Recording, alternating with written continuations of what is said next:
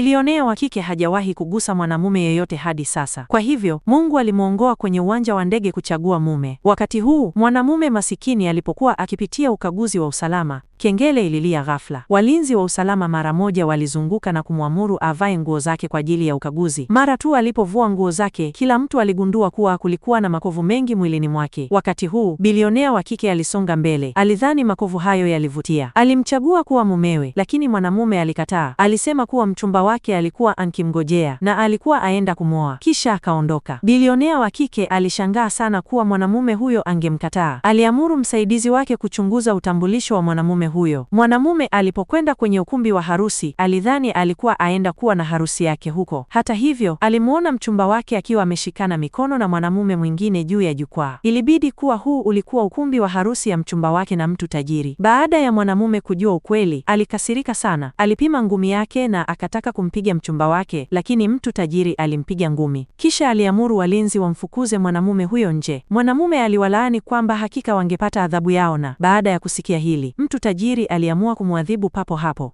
Alichukua fimbo na kumpiga mwanamume kichwani. Mwanamume alipokuwa karibu kujisalimisha, ndipo bilionea wa kike aliingia akiwa amevaa nguo ya harusi.